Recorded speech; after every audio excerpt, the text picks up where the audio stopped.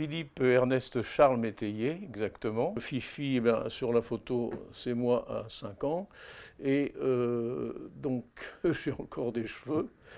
Mais disons que Fifi, c'est un ouvrage qui me tient à cœur, puisque il représente une partie de ce que j'ai ressenti adulte de ma vie d'enfant.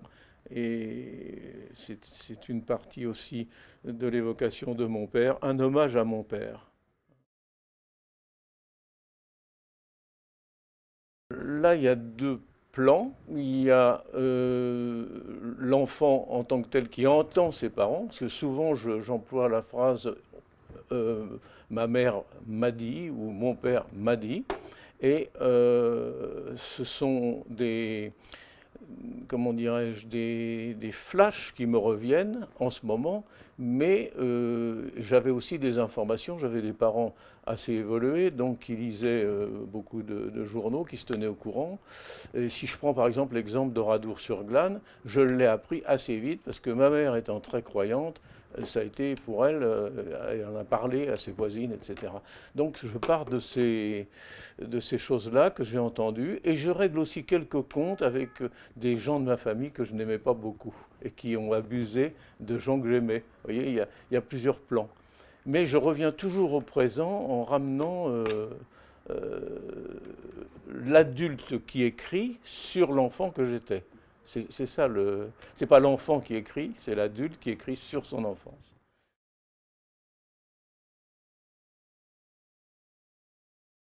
Mon père est mort brusquement, d'abord en vacances, donc ça m'a affecté pendant 2 ans. Enfin, j'étais adulte, bien sûr, il y a une trentaine d'années. Mais mon père a toujours été. J'ai jamais été en conflit avec mon père. Pourtant, mon fils a été en conflit avec moi, mais bon, c'est un coup de chance.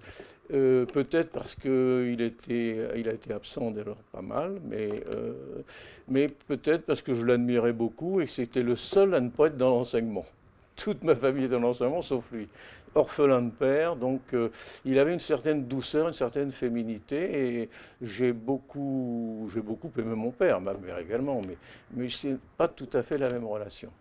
C'est, ma mère est décédée beaucoup plus tôt, et donc il était veuf, donc j'ai eu une relation privilégiée avec mon père.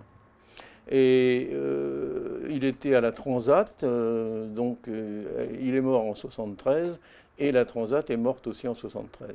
Donc tout ça c'est lié, vous voyez, c'est lié à la réalité actuelle ou au moment des faits.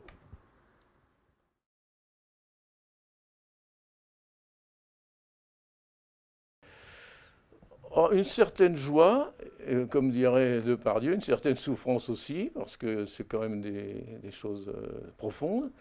Et je pense que ça a un écho très, pas dans l'inconscience, je ne veux pas aborder ça, mais au niveau profondeur des choses, quoi.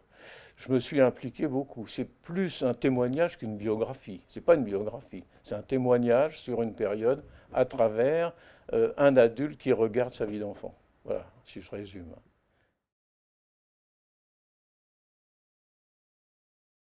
Ah oui, j'en ai beaucoup. J'ai donc cet recueil de nouvelles qui n'est pas encore au point, mais je pense pouvoir le- l'envoyer assez rapidement quand même, dans les 6 ou 12 mois à venir. Et puis j'ai un autre projet, un roman là sur l'environnement, lié à l'environnement. J'hésite encore s'il est policier ou s'il ne l'est pas. Enfin, c'est assez compliqué. J'en suis à la documentation. Donc j'évoque l'océan Arctique, enfin, ce qui se passe actuellement. Enfin, c'est pas tout à fait l'environnement, enfin l'écologie, quoi. C'est plutôt un road movie autour de ça. J'en ai un autre en vue également sur les cures thermales. Mais là, puisque je viens d'en faire une, ça m'a intéressé d'observer les gens.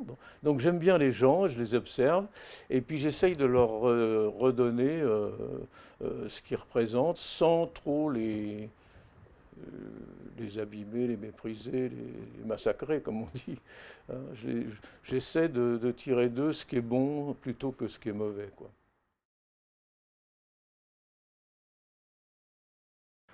Bon, j'ai toujours des mots pour les lecteurs. Et ça me fait, moi, j'aime beaucoup la condition humaine. C'est ça mon thème, le principal, la condition humaine. Et puis, on vit, on meurt. Donc, je suis très conscient de ça. Je fais un peu de méditation zen, donc c'est peut-être, je suis influencé par ça. Mais j'essaie de faire passer le message d'une certaine acceptation de la vie, quoi.